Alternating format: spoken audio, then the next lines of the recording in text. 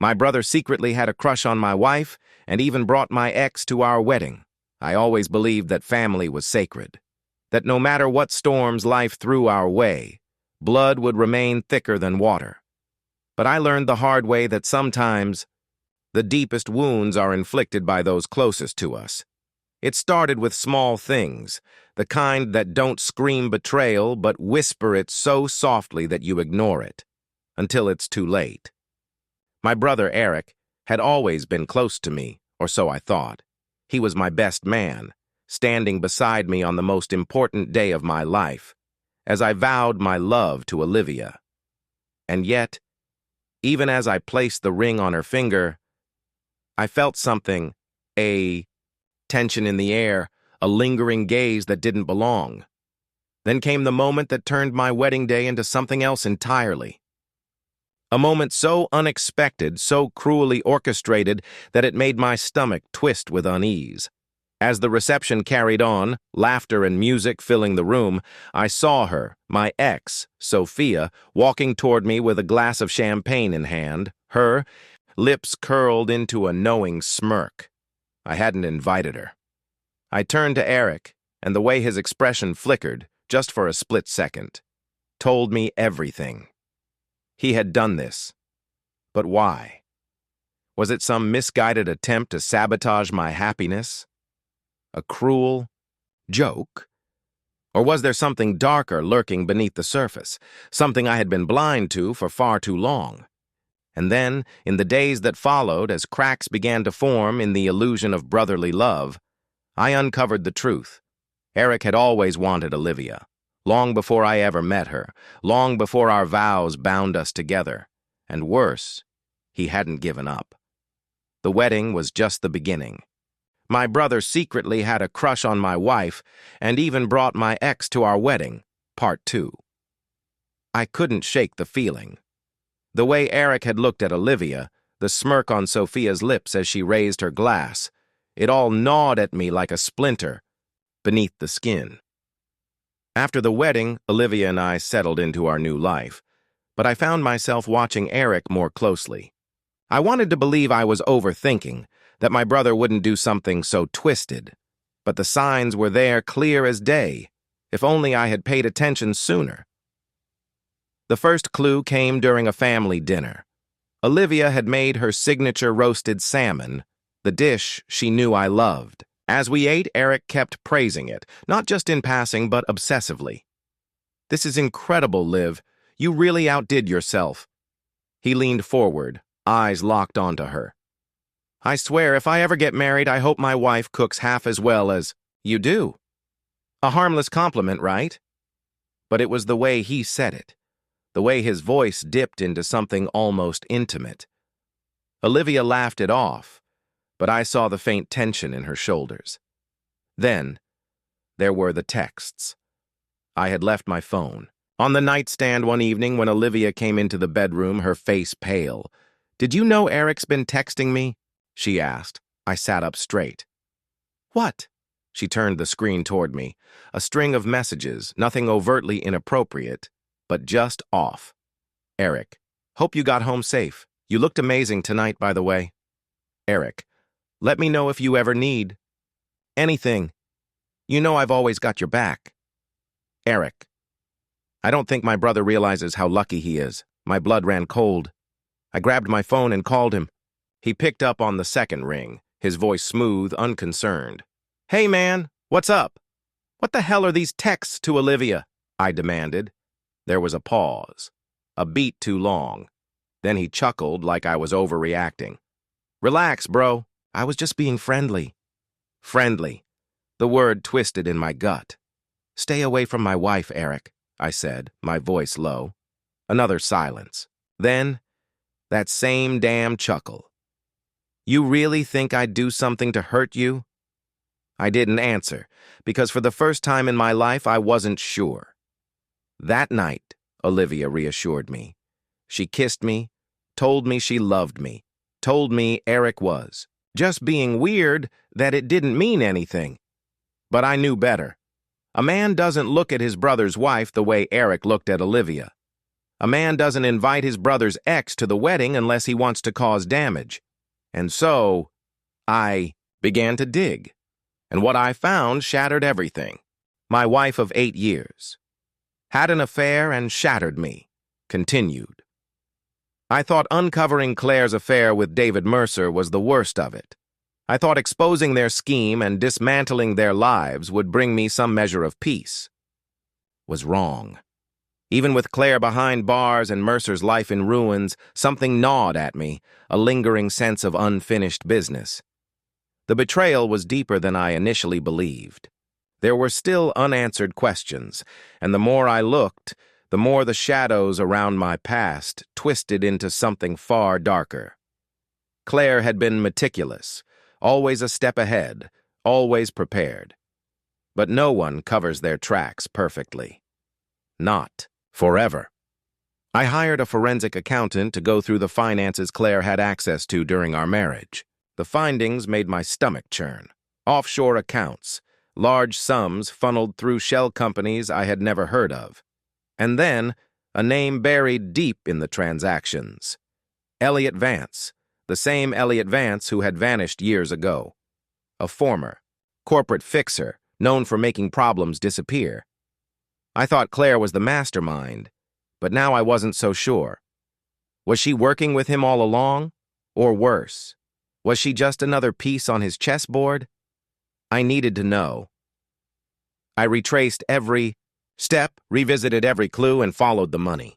Every lead pointed me to a rundown property on the outskirts of town, an abandoned Sycamore motel, the same place Mercer had mentioned before he disappeared.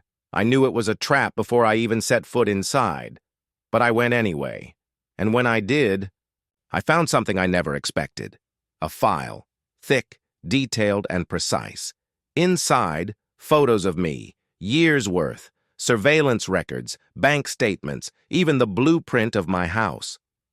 Claire hadn't just been betraying me, I had been a target from the beginning, and the final page sent ice through my veins. A note, scrawled in Claire's handwriting. He still doesn't know the whole truth.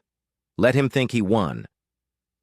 Then, we take everything. They weren't finished with me. Claire wasn't finished with me.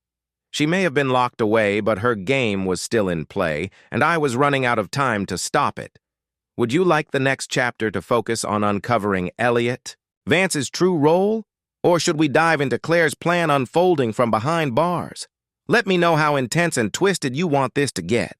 My wife of 8 years had an affair and shattered me. The revenge begins. Betrayal changes you. It doesn't just break your heart. It rewires your soul. After discovering Claire's affair with David Mercer, the rage was immediate, white hot. But I knew better than to act on it right away. Fury makes men reckless. I needed to be cold, calculated. If Claire thought I was a fool, I would let her keep thinking that. She had played her game in the dark. Now it was my turn. Step 1. The mask. The hardest part was pretending nothing had changed. Waking up next to her, kissing her cheek before work, listening to her fabricated stories about long meetings and girls' nights, I played my role perfectly. I asked her about her day, feigned concern when she said she was stressed. I even planned a weekend getaway to reconnect, making her believe I was still the clueless husband she had always seen me as. She smiled at me like she was winning. I smiled back, knowing she was walking into her own demise. At the same time, I was preparing.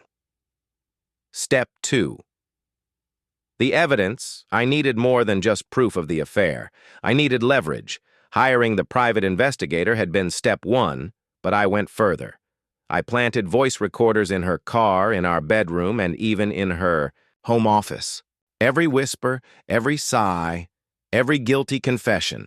I caught it all. But the real jackpot came when I dug into our finances. Claire had been siphoning money from our joint accounts, transferring small amounts to a separate account under her maiden name. At first glance, it looked like typical spending. But then I noticed something. Withdrawals that lined up with her trips to see Mercer. She wasn't just cheating on me. She was using my money to fund her affair, and then I found the emails, Claire to Mercer. Once the divorce is over, we'll have everything. He's too blind to see what's coming. Everything. She wasn't just leaving me. She was planning to ruin me. Step 3. The setup, I met with a lawyer. A damn good one. We crafted a strategy to turn the tables. Claire thought she was about to take me for half of everything, but what she didn't realize was that I had already started shifting assets. I moved funds, liquidated accounts, and restructured businesses under a trust she had no access to. By the time she would file for divorce, she would find nothing but empty accounts and debts in her name. Then came the final move. The trap. I booked a hotel under my name, the same one she and Mercer like to meet at. Then, I sent her a message from my burner phone. Room 512. Tomorrow night. I can't stop thinking about you. I knew she'd assume it was Mercer, and I knew she'd walk right into it. I waited. And when she walked through that door, expecting her lover, I was the one sitting there, waiting. She froze, her face drained of color. Surprised? I asked, voice calm.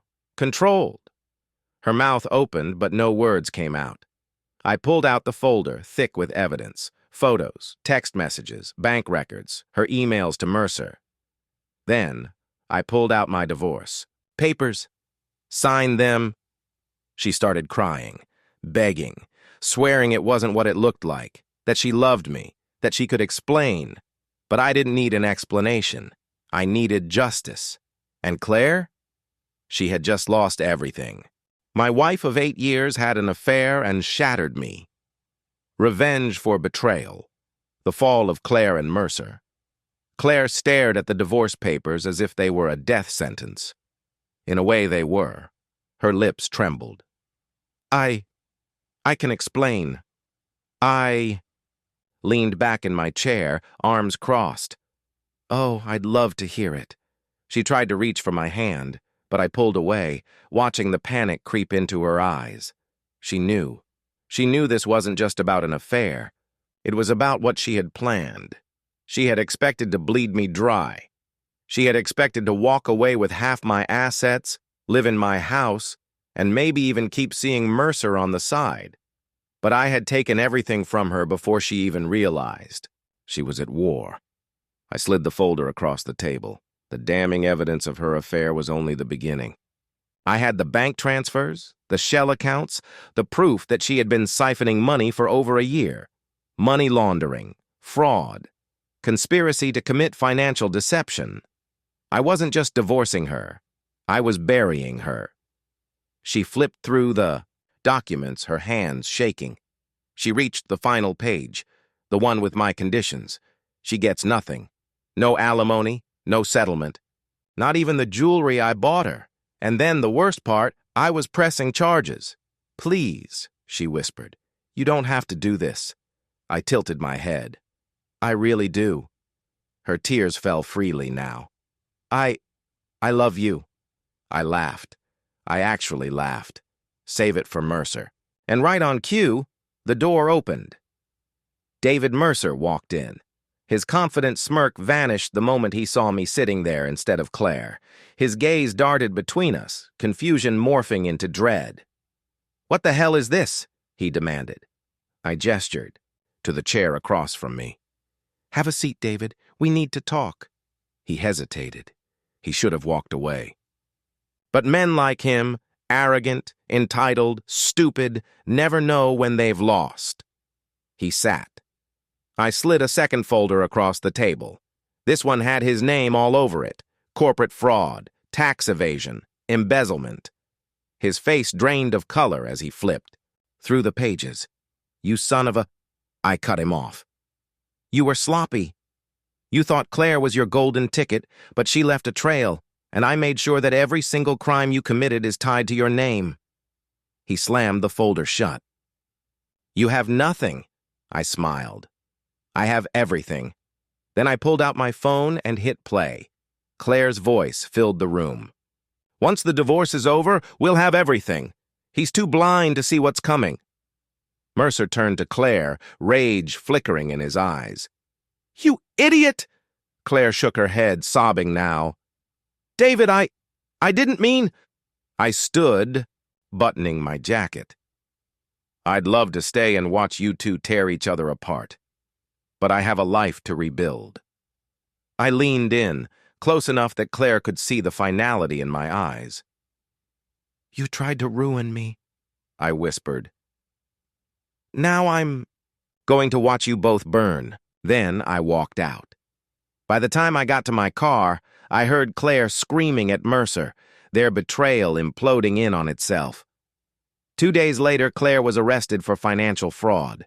Mercer, desperate to save himself, turned on her, offering evidence to cut a deal. They deserved each other. And I was finally free. My wife of 8 years had an affair and shattered me, David Mercer's regret, the price of betrayal.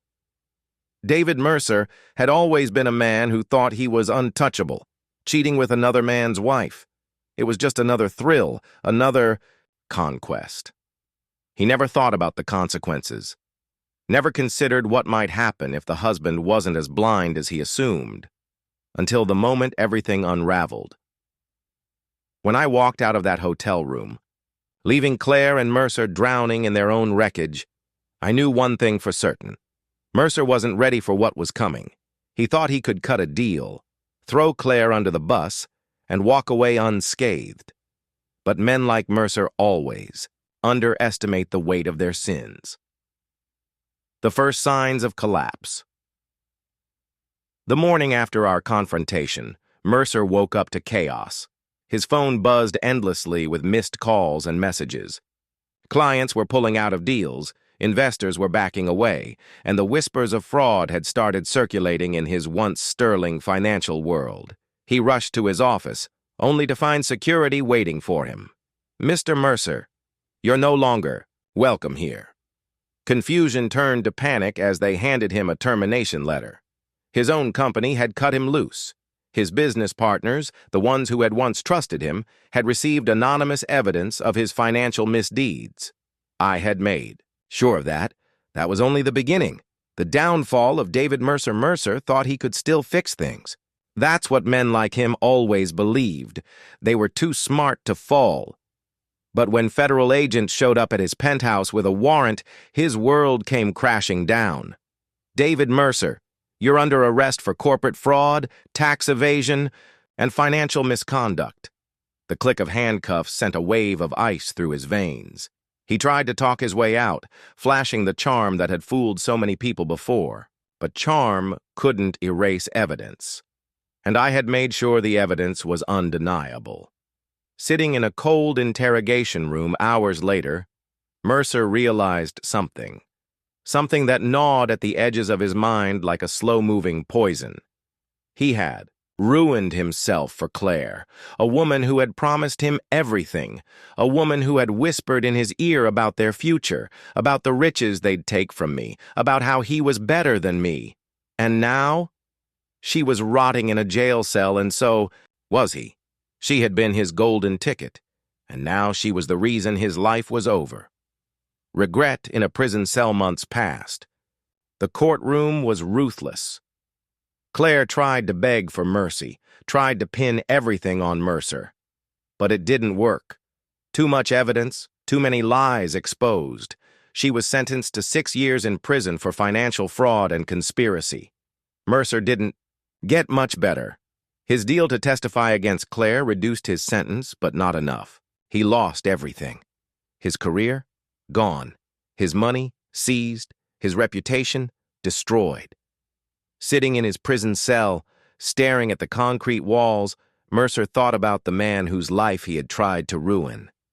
Me. And for the first time, he truly understood. He should have never touched my wife. He should have never played this game, because in the end, I was the one who won. And he was just another fool who learned too late that betrayal always has a price. My wife of 8 years had an affair and shattered me, the final phase of revenge, the ultimate betrayal. Revenge wasn't just about justice. It was about making sure they felt every ounce of what they did to me. Claire was in prison. Mercer was ruined. But I wasn't done. Not yet. Because I knew Claire. I knew how she thought, how she schemed, how she twisted reality to make herself the victim. She would spend every second behind bars plotting her comeback. And I couldn't allow that. She had to be erased completely. Step 1. Destroying the last shred of hope. Claire still had one thing left: her name, her reputation. She thought she could survive prison, get out in a few years, and rebuild. She underestimated me. Before she was sentenced, I leaked everything to the press. The affair, the fraud, the way she tried to destroy me. Every news outlet ran the story. Corporate wife plots husband's financial ruin for lover, both arrested in shocking betrayal scandal. Claire became a national disgrace. Her name wasn't just associated with infidelity, it was tied to fraud, lies, and criminal conspiracy. By the time she stepped foot in prison, she had no allies, no sympathy. And inside those walls, people like her don't last long. Step 2. Ensuring she has nothing left, I went further. Claire still had a bank account in her name, money she thought she could use when she got out. What she didn't realize was that I had already worked with my lawyers to freeze every last cent. No money, no support, no future, but the final nail in her coffin. I sold our house, the place she once ruled, where she had smiled at me while secretly sleeping with another man. Gone. Every trace of her existence in my life was erased. Step 3. Watching her break 6.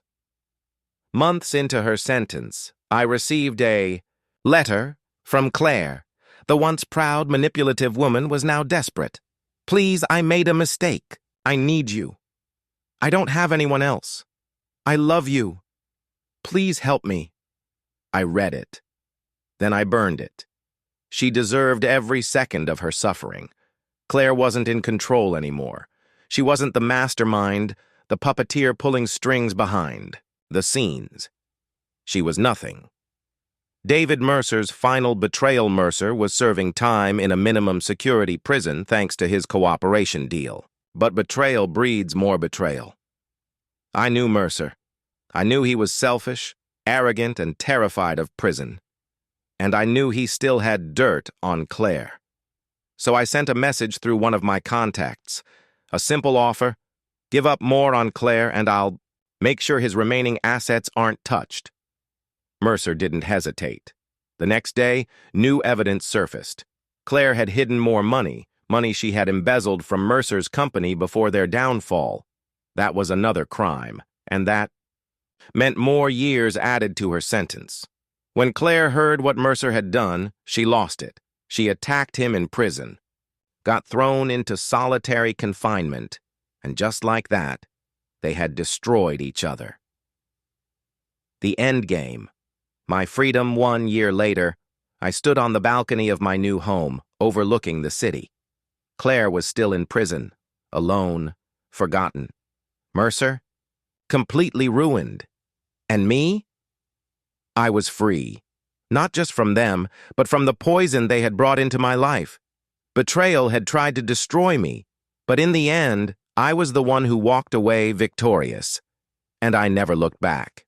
My wife of 8 years had an affair and shattered me. Epilogue. A new beginning, a final shadow. Revenge was complete. Claire was gone. Mercer was ruined. But what comes after revenge? For so long, my life had been consumed by their betrayal, by the meticulous dismantling of their existence. Now, with everything finished, a strange emptiness settled in. Freedom. It felt foreign, like stepping into a world I no longer recognized. So I started over, rebuilding what was lost.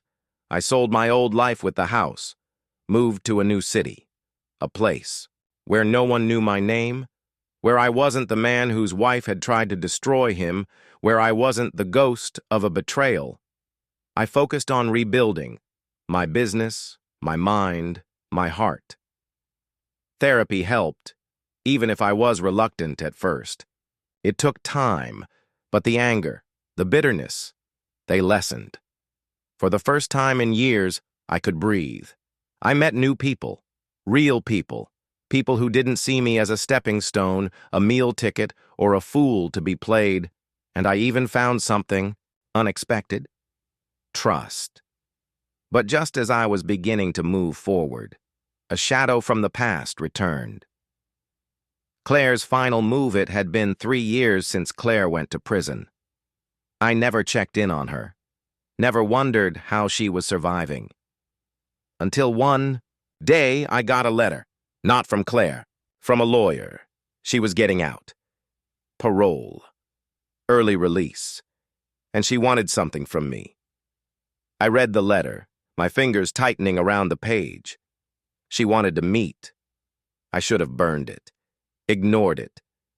But something deep inside me, that part, that never fully let go, needed to see what was left of the woman who had once been my wife. So, I agreed. And when I saw Claire again, I realized something horrifying. She was not the broken woman I had left in that prison.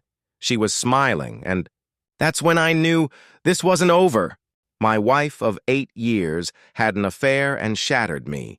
Claire's return. The final game begins. I sat in the dimly lit cafe, waiting. Claire was late. It was deliberate. Everything about her was always calculated, a mind wired to control situations, to keep people on edge.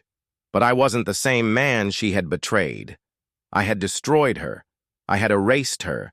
And yet, here she was, smiling, as if she had won. She finally arrived, sliding into the seat across from me. Different, but the same.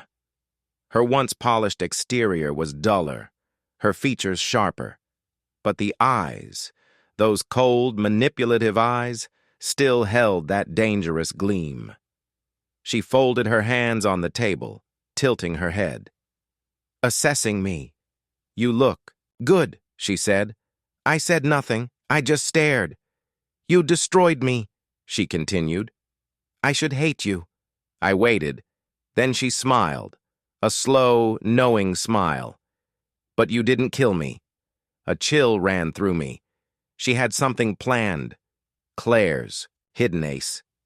"Say what you came to say," I finally replied, my voice cold, detached. She leaned forward, too confident, too sure. "Did you really think I had no contingency plan?"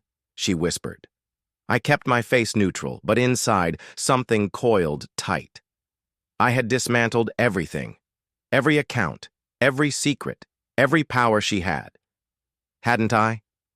Then, she slid a folded piece of paper across the table. "Open it." I did. And my blood turned to ice. It was a photograph, an image of me from months ago, in my new city. Taken from a distance, and below it, written in Claire's delicate, precise handwriting.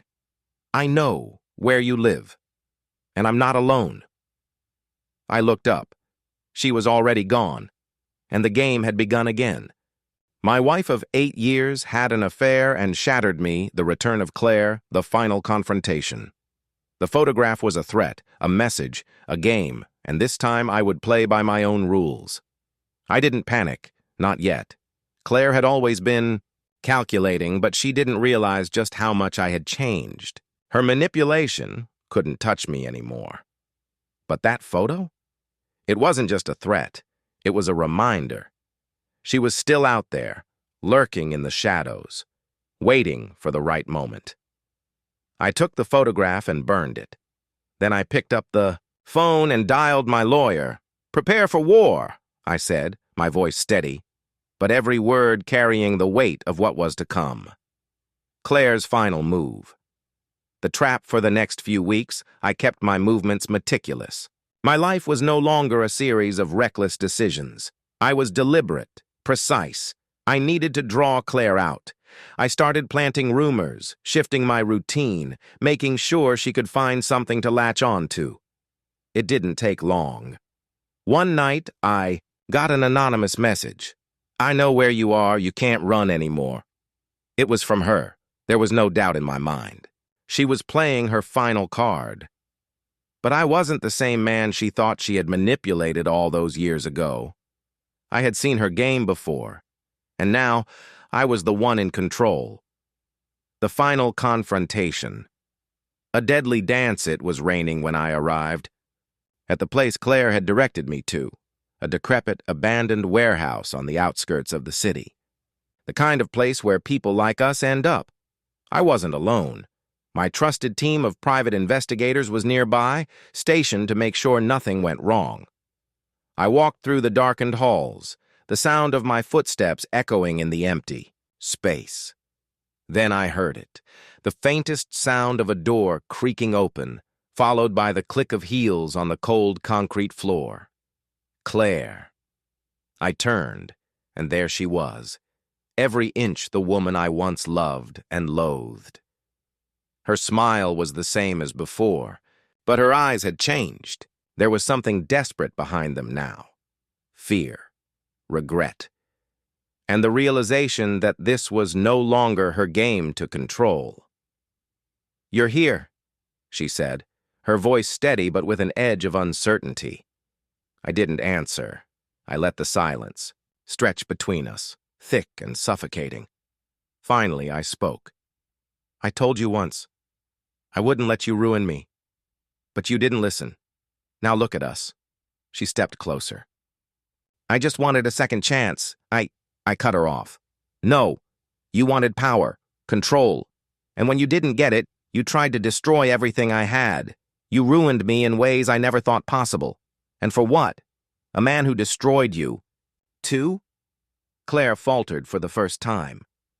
The arrogance was gone, replaced by something I hadn't seen in years. Vulnerability.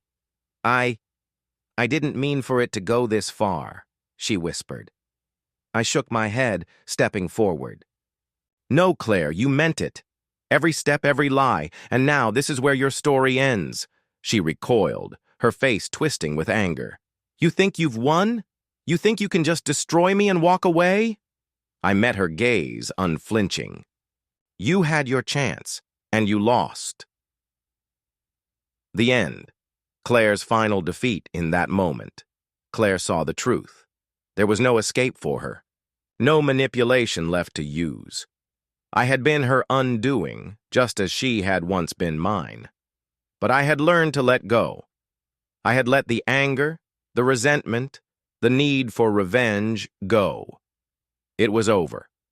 I turned, walking out of the warehouse without a second glance. No need to look back. Claire was left there in the dark, her plans shattered, her control finally gone. The life I had fought for was mine again. And Claire? She had finally understood the cost of betrayal. A new beginning. Weeks passed. Months. Claire's attempts to find a way back into my life, through lawyers, through threats, were futile. She was irrelevant now. I focused on what mattered. My business. My future. The life I was building for myself. I had learned the hard way that some things can never be fixed. That betrayal changes you in ways you never expect. But as I stood at the edge of a new chapter, I finally understood something I hadn't in the midst of my pain. Revenge wasn't about hurting them. It was about setting myself free. And that's exactly what I had done. My wife of 8 years had an affair and shattered me, the final choice, a true closure. It had been months since the final confrontation, months since Claire's last desperate attempts to crawl back into my life had been completely extinguished. In those months, I had found something I hadn't even known I was missing: peace.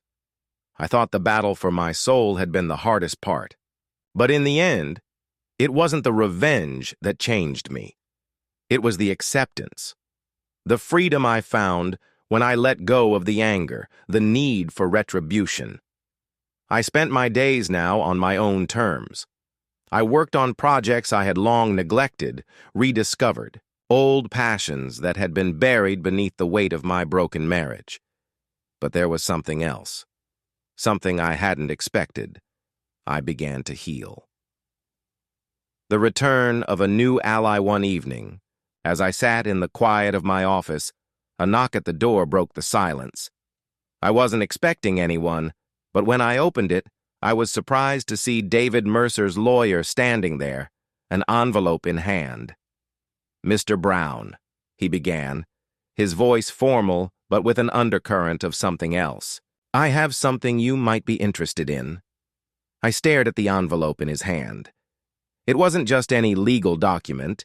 It was a settlement offer. Mercer was seeking forgiveness. Apparently, in prison, he had learned the hard way that betrayal goes both ways. The letter outlined a potential deal. David was offering a substantial sum, far more than he ever owed me. But it wasn't about money. It was about atoning for his part in what happened. Mercer had lost everything, his business, his freedom, his reputation. But now, he wanted to make amends. I was torn. On the one hand, everything in me wanted to reject it. The idea of him trying to buy back some semblance of dignity felt wrong. But another part of me saw this for what it was. A man desperate to undo the damage he had done. Was I willing to let him back into my life, or was this just another manipulation, another play at control? The power of letting go. I spent days thinking it over. It wasn't the money that mattered anymore. It wasn't even the closure I had so desperately craved. It was about me. Whether I wanted to keep clinging to the past or embrace what lay ahead. I realized that true freedom wasn't in destroying everyone who had wronged me. It was in releasing them, letting go of the ghosts that haunted my past so that I could truly move forward. I picked up the phone and dialed Mercer's lawyer. "I'll accept your offer," I said simply. The unexpected twist. Just when I thought my life had finally found a balance, I received one last letter. It was from Claire. The prison had denied her parole a second time. Her time behind bars was stretching into years, and her desperation was turning into rage. She had nothing left. No allies, no more secrets, and no one left to manipulate. She had finally broken. The letter wasn't a plea for forgiveness. It was a warning. "You can't escape what you did to me," it said. "I'll make sure you pay, even from here." But I didn't respond. Claire's hold on me had ended. She was no longer the center of my world. She was a memory, one that could no longer affect my future. A future unwritten, I continued to rebuild my life. A quiet existence, filled with new opportunities. I had learned that while the past could shape us, it didn't have to define us.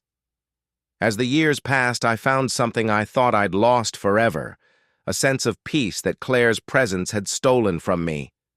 I no longer felt the shadow of her betrayal hanging over me. I wasn't her victim anymore.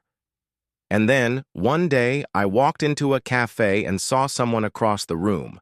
Someone who didn't know my history, who wasn't burdened by the past. She smiled at me, and I realized something profound. I was finally free. Final thoughts. Some stories end in bloodshed, others in tears. But in my case, the ending was simple: freedom and the choice to live for myself.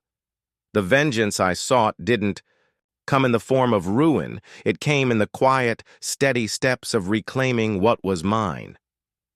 My future. Claire, David, and the lies they spun. They were all echoes now. Shadows that no longer had power over me. And as I walked away from it all, I realized the greatest revenge is living well in spite of everything they tried to take from you. The end. My wife of 8 years had an affair and shattered me. The unforeseen reckoning. Months turned into years, and my life took on a rhythm I never thought possible. The chaotic storm of betrayal and revenge had passed, leaving behind only the faintest echoes of its violence. Yet, As much as I had tried to outrun the past, there was a lingering sense of unfinished business, a nagging feeling that I hadn't truly let go. Claire's letter, though dismissed, had ignited something in me. The final words of a woman who had once held such power over my heart. "You can't escape what you did to me." But what had I done to her, really? Had I crushed her dreams? Had I exacted a brutal justice that had left scars deeper than mine? Or had I merely survived, as she had forced me to, in a world of falsehoods and self-interest? I was no longer sure. A new face from the past one day, as I stood by my office window, taking in the view of the city that I now called home. I heard a familiar voice. It was quiet, almost a whisper, and yet it sent chills through me. I thought, "You'd be easier to find." I turned, and there she stood, Sophia. Her appearance was a surprise, though not entirely unwelcome. She was Claire's best friend from before the affair, someone who had been caught in the crossfire of our war and had remained strangely neutral. At least, that was what I had believed, but Sophia didn't seem the same. She had that same confidence. In her eyes, the same aloofness that marked Claire when she was at the height of her power. But there was something else now. A heaviness. A secret. I raised an eyebrow. "I wasn't expecting you." She smirked, but it didn't reach her eyes. "I figured I'd find you sooner or later. You and Claire left things unfinished, didn't you?" The words hit me like a punch to the gut. I had told myself that the matter was settled. I had walked away from the wreckage with my future intact. But Sophia, who had been a spectator to it all, was still an open wound. She took a seat across from me, uninvited but no longer unnoticed. "You don't look like the man who burned down everything for revenge," she observed coolly. I let out a slow breath, sitting down as well. "The man you knew doesn't exist anymore." Her lips curled into a smile, but there was a shadow of sadness in her gaze. "I see.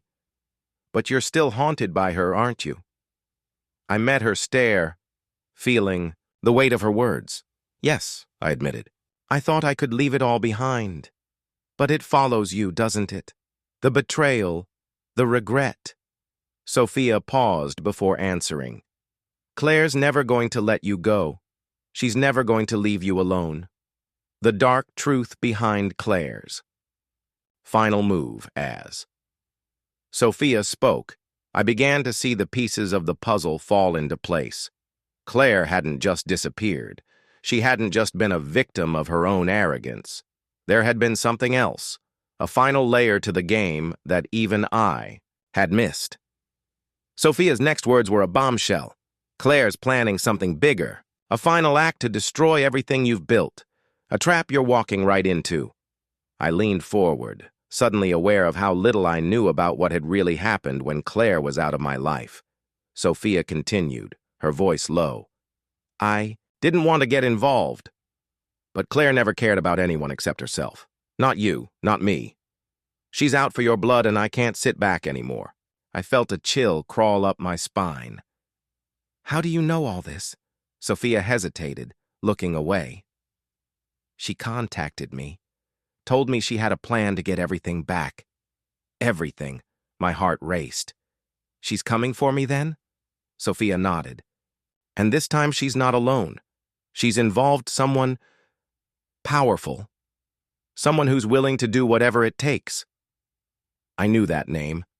I knew the man Claire had once used to torment me, the one she'd betrayed me with before.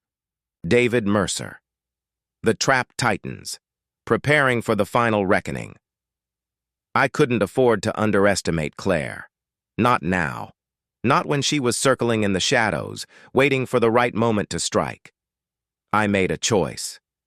This time, I would be the one who controlled the game. With Sophia's help, I set a trap. I lured Claire in with false promises. The one thing she wanted more than anything was to regain what she had lost, her power. But I had been waiting for this moment. I had anticipated her every move, I had already made arrangements to bring everything she had built crashing down, and I was going to do it, but with something far worse than revenge. Truth. The final act, Claire's last game days passed, and the tension in the air was palpable. I kept to my routine, never letting on that I knew what was coming. The final. Confrontation was nearing. Then one evening, as I entered the office, a familiar voice echoed in the hallway. "It's time, isn't it?" I turned to see Claire standing there. She looked different, more disheveled, more desperate. But still, the same. Still the woman who had shattered my life.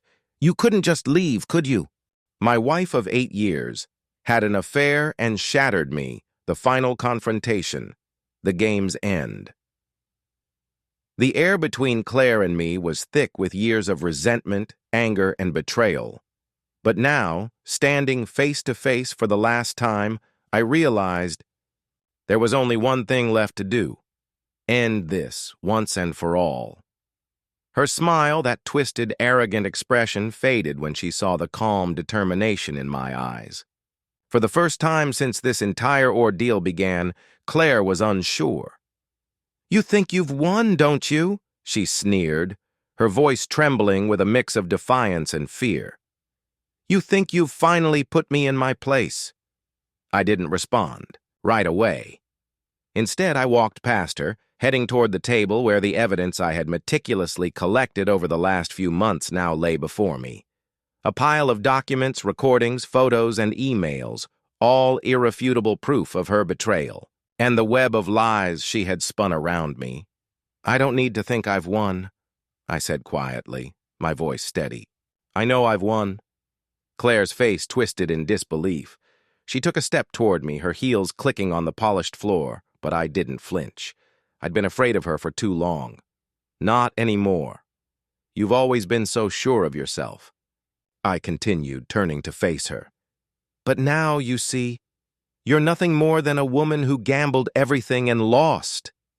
Her eyes narrowed, a flicker of something, fear passing over her face.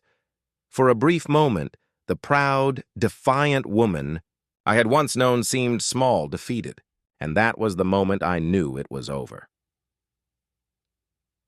The trap. Closes. Claire took a step back, her mind racing, calculating her next move. I could almost hear her thoughts spinning. How could she escape this? How could she get out of the corner I had her backed into? But the thing about Claire was this: she was never good at admitting defeat. She was too used to manipulating the situation, using her beauty and charm to get what she wanted. This time, those tricks wouldn't work. I did what I had to do, she said, her voice faltering, as if trying to regain some of her former control. "I had no choice. I was miserable with you and you." "Enough," I interrupted sharply. "I don't need your justification. You wanted everything, Claire, and now you have nothing. Except the truth. And that's more than you've ever had before." Claire's lip trembled. "What do you think you're going to do with all this? I'm not afraid of you. You can't do anything to me. The system's on my side. I'm untouchable." Her words were hollow, but the desperation in her voice made it clear that she was trying to convince herself as much as she was trying to convince me. "You really think that, don't you?" I asked, tilting my head as I watched her. "You really think the truth doesn't matter? That money and power can shield you from the consequences of your actions?" Her silence spoke volumes. I had seen this before. This was her final act. Her attempt to control the narrative, to rewrite history, to make me the villain in a story where she was the hero. But not this time. The exposé. Claire's downfall without warning, I slid the papers across the table. Every lie she'd told. Every betrayal. Every illegal maneuver she'd orchestrated behind my back. I watched as her fingers hesitated over the documents. The color drained from her face as she realized what she was looking at. Proof not only of her infidelity, but of the lengths she had gone to destroy me. Her relationship with Mercer. the plan to sabotage my career, the financial schemes she had orchestrated with him. All of it was laid bare in front of her. "It's over, Claire," I said softly, watching as the weight of her reality crushed the final vestiges of her bravado. "You thought you could escape the truth. But now, you're going to face it. The law will make sure of that." She reached for the papers, but I grabbed her wrist before she could touch them. "You don't have the power anymore. The world sees you for what you really are." For a moment, I thought she might break down. I thought she might beg. But instead, she did something unexpected. She straightened her shoulders and gave me a bitter smile. "You think I'm scared of you?" she sneered. "You think I'll just roll over and die?" I held her gaze. "You already have, Claire. You just haven't realized it yet." She trembled, the last of her pride slipping away. For the first time, I saw the woman who had once manipulated me, vulnerable, broken, and alone. A new beginning as Claire was taken away, her fate sealed by the undeniable evidence of her betrayals. I finally felt the weight of the past lift off my shoulders. I hadn't just avenged myself. I had freed myself from her grasp. With everything finally out in the open, the truth had done what years of anger and revenge couldn't.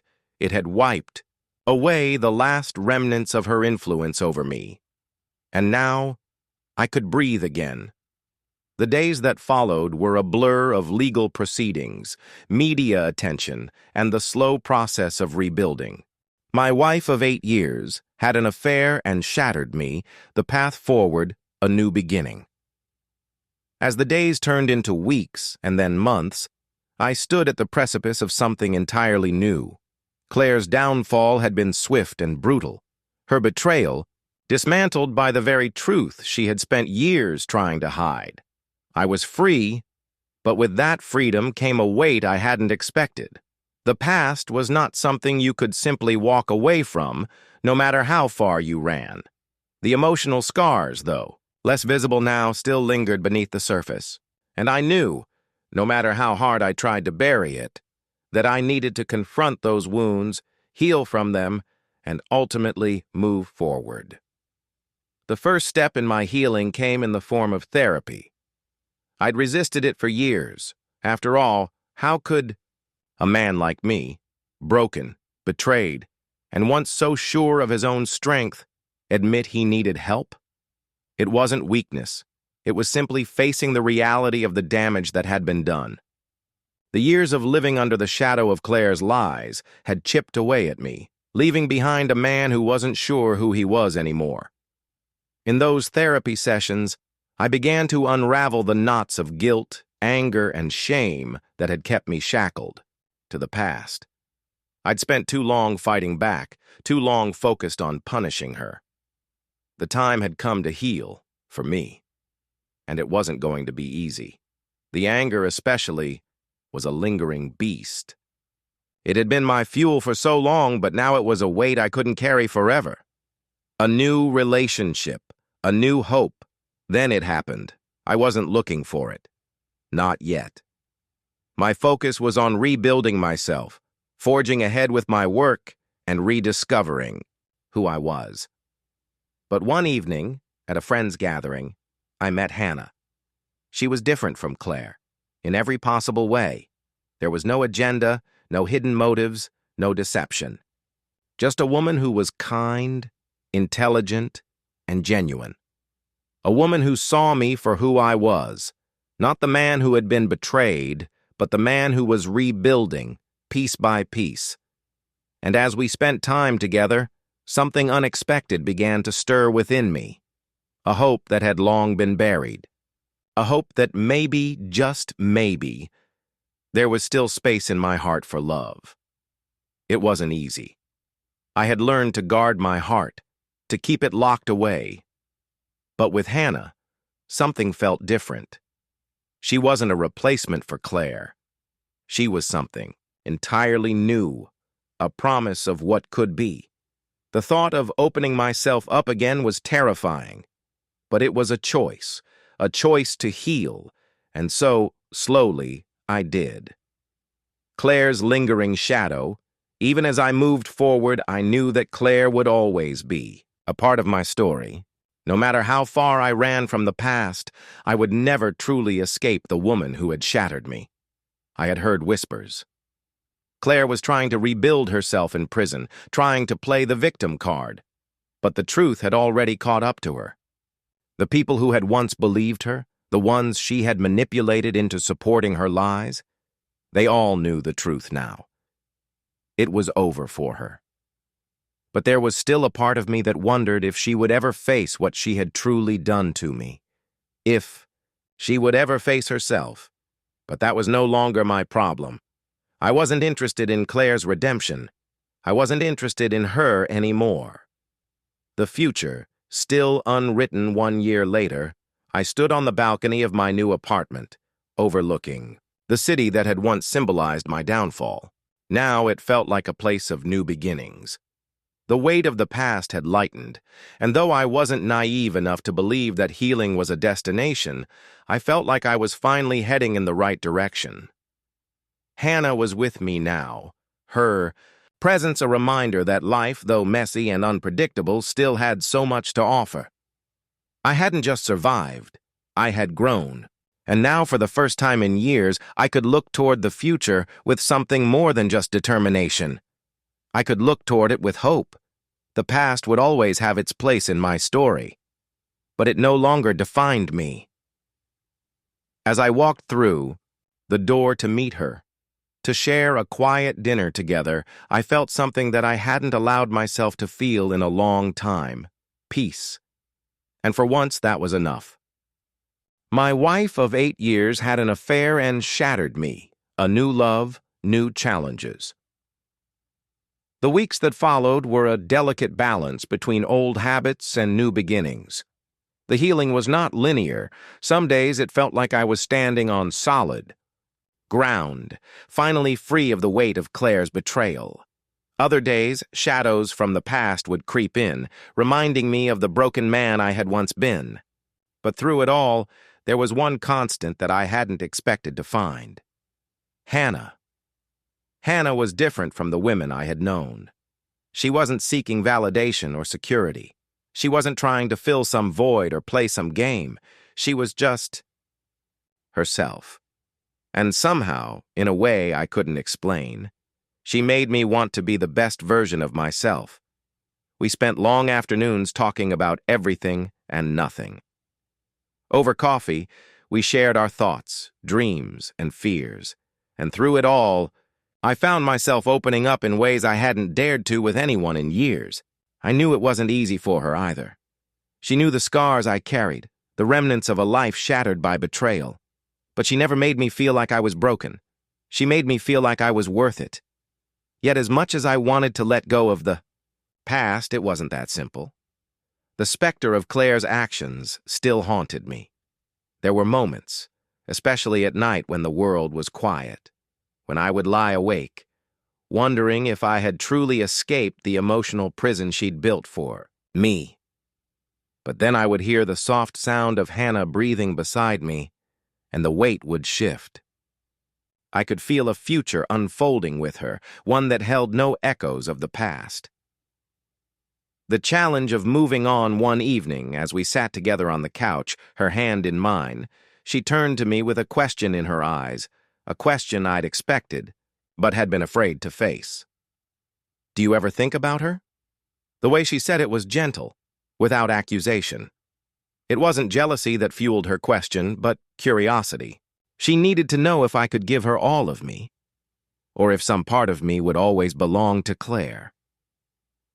For a moment, I hesitated. It was hard to explain how much Claire had taken from me, how much of me she had destroyed, and yet at the same time, I didn't want to carry that burden into this new chapter with Hannah. "I think about her," I admitted quietly, my eyes meeting hers. "But I don't let her control me anymore. I don't let her have power over me. You're not her, and I don't want to make you pay for the things she did." Hannah didn't pull away. Instead, she squeezed my hand. There was a deep understanding in her eyes. She wasn't just hearing my words, she was feeling the weight of my confession. And in that moment, I realized something important. I could never forget the past, but I didn't need to. I just needed to stop letting it define me. The shadow of Claire's. Time passed. It became clear that Claire's presence, though distant, wasn't entirely gone. She was still trying to claw her way back into the world, weaving a narrative that painted her as the victim. The media loved her story, and I wasn't surprised when rumors began to swirl again. Claire was trying to manipulate her way out of the legal consequences, playing the public sympathy card, feeding the notion that she had been wronged too. Heard that she'd hired a top-tier lawyer, one known for digging in the dirt and finding ways to twist the truth. But it didn't matter. I had already seen the truth through her lies, and that truth would stand. Still, her attempts to manipulate her way back into the spotlight unsettled me. The old defensive part of me wanted to step forward and crush her narrative, to ensure that no one ever doubted the reality of who she was. But that wasn't my responsibility anymore. Let her try, I said to Hannah one evening, as we talked about the latest media reports on Claire's so-called comeback. Let her fight for a victory that will never come. Hannah's hand rested on mine, a quiet reassurance. You've already won. She has nothing left. It was a simple statement, but it held power. And in that moment, I felt a deep sense of peace. Claire's games were over. I had stopped playing, and in that act of disengagement I had taken back everything she had tried to steal. A new chapter, unwritten. Months passed, and the last remnants of Claire's shadow faded. It wasn't a clean break. Some scars I knew would remain, emotional fragments that might never fully heal. But with Hannah by my side, I realized I had more than just the weight of the past. I had something new to look forward to. A future.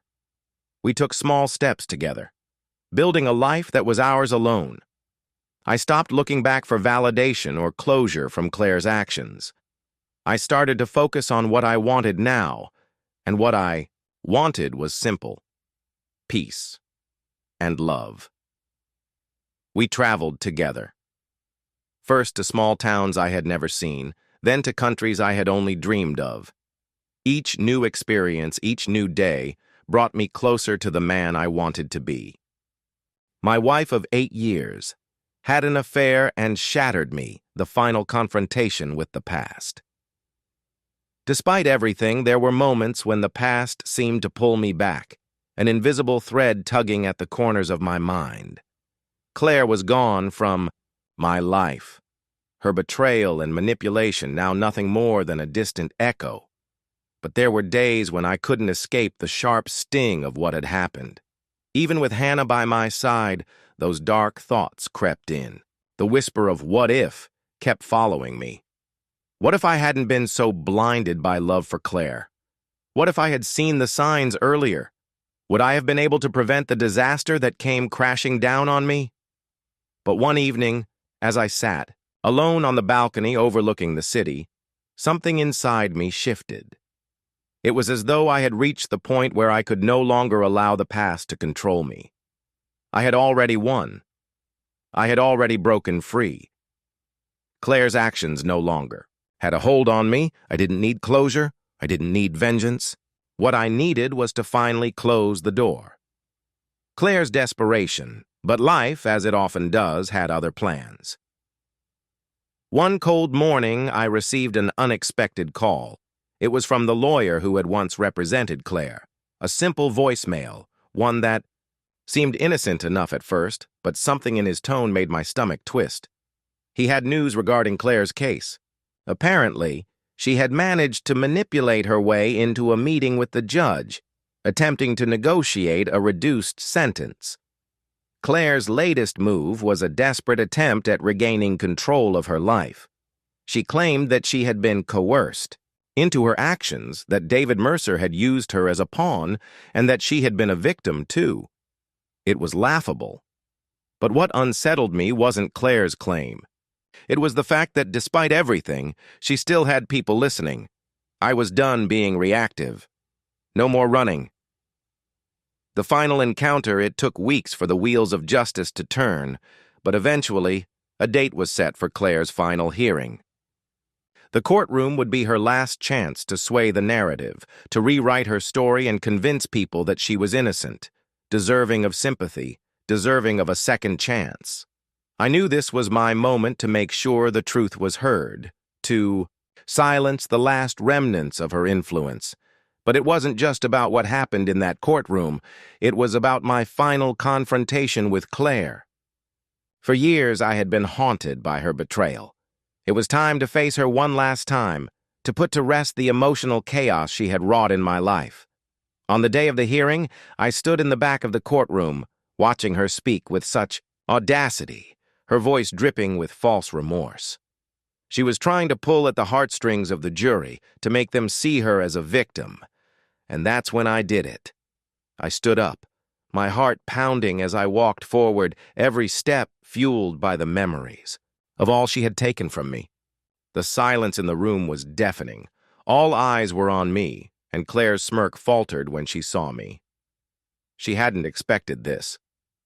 I walked toward the judge and placed the evidence on the table, a collection of her emails, text messages, and recordings that had been carefully collected over the months. Evidence that proved beyond a doubt that Claire had orchestrated her affair with Mercer, manipulated our financial assets, and had been systematically plotting to destroy my life for years.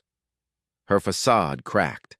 I spoke, my voice calm, steady, as I looked at her, no longer the broken man she had left behind. You don't get to tell a new story. You don't get to make yourself a victim. Not anymore. The truth is the only thing that matters now.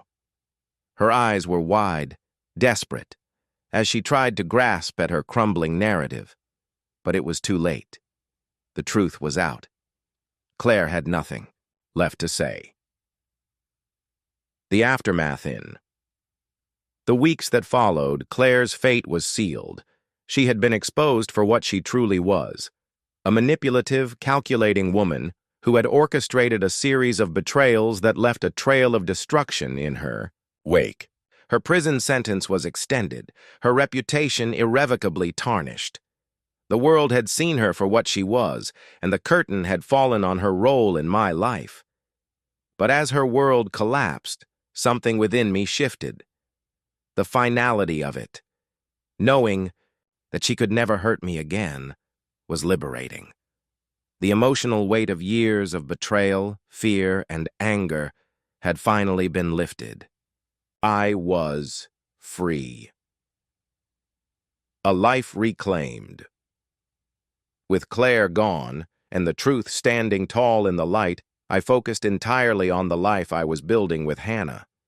Together, we began crafting something real, something far removed from the chaos of my past. There were challenges ahead, as there always are in life, but for the first time in years I felt grounded. I had learned perhaps the hardest lesson of all, that healing doesn't mean forgetting. It means learning to live in spite of the pain and choosing to grow from it. And with Hannah by my side, my wife of 8 years had an affair and shattered me, embracing the future. The months after Claire's downfall were a period of intense reflection and quiet rebuilding. The courtroom had been the final step in burying the past. And now, as I stood at the threshold of a new chapter, I realized how much I had grown. The air felt different. It was no longer heavy with betrayal or the shadow of a broken relationship. With each passing day, I shed more of the weight that Claire had burdened me with. I no longer flinched at the sight of her name, nor did I feel the anger simmering beneath my skin when her memory surfaced. I was finally free. But as I stood on the edge of this freedom, there was one thing I still had to do. Embrace it fully. The promise of tomorrow. Hannah had been my steady anchor. I had no illusions that everything would be perfect, that healing didn't take time, or that the scars would ever completely vanish. But with her, I felt something I hadn't allowed myself to feel in years, hope. It wasn't just about her love for me. It was the way she helped me see myself again. It was as though I had forgotten who I was before Claire's betrayal, and in loving Hannah, I rediscovered pieces of myself that had been buried in the rubble. One quiet evening, sitting by the fire, in our new home, Hannah turned to me with a soft smile, her eyes warm and full of something I couldn't quite put into words. "What are you thinking about?" she asked, her voice carrying a note of curiosity. I met her gaze, the question not needing to be answered immediately. It was one of those rare moments where we simply existed together in a space of mutual understanding. I smiled back, my fingers brushing against hers. "About how far we've come," I said, my voice low but full of meaning. "About how different things are and how much better they are with you." Hannah's lips curled into a gentle smile. And in that moment, I realized that no matter the wounds I had carried, this life with her was worth the struggle to get here. Moving forward, embracing the new normal. We had moved into a house on the outskirts of the city, far from the memories of the life I once had with Claire. The neighborhood was quiet, with tree-lined streets and a small park where kids played after school. It was the perfect place to start fresh. The house was small, but filled with potential. Hannah and I spent weekends painting walls, putting together furniture, and imagining what our future would look like in this space. Every corner of it reflected us, our personalities, our quirks, our laughter. In the evenings, we would sit on the porch with a bottle of wine, the sun setting behind the trees, and talk about everything. Sometimes we spoke about our pasts, but more often we focused on what we wanted for the future. We spoke about traveling, places we wanted to see, foods we wanted to try, adventures we wanted to take together. We spoke about building a life of our own, a life free from the shadows of old mistakes and betrayals. We dreamed of starting a family, of building a future so strong that nothing could tear it apart. But most importantly, we focused on the present, the here and now. The quiet moments we shared, the slow but steady growth of something beautiful between us. The final step, letting go of the past one afternoon. As I was sorting through old boxes in the attic, I found something I had forgotten about. A box of old photos and mementos from my life with Claire. The sight of it hit me like a wave, but this time there was no anger, no bitter resentment. I sat there for a moment looking through the photos. There were moments of happiness, smiles at weddings, vacations, family gatherings. There were moments when I had truly believed in the life we were building together. But those moments were gone, and that was okay. I put the box down, took a deep breath, and made the decision. I wasn't going to burn the memories, but I was going to let them go. They no longer had the power to hurt me. I wasn't going to hold onto something that no longer served me, that no longer fit the person I had become. I packed the box away, not to throw it out, but to store it in the past where it belonged. It was a simple act, but it was a significant one. I had let go. A new beginning days turned into weeks, and the change in me became more apparent. I no longer felt the need to fight battles with ghosts, to prove myself to a world that no longer mattered. I had learned the most important lesson of all. The past didn't define me. My actions, my choices, and my future did. One evening, as we sat in our favorite cafe, a place we had discovered together on a weekend outing, I realized that the last remnants of my former life had finally faded away. Hannah squeezed my hand, and I looked at her, my heart full of everything I hadn't known I needed. "We're really doing this, aren't we?" I asked, a smile tugging at my lips. "Yeah," she replied softly. "We are." And for the first time in a long while,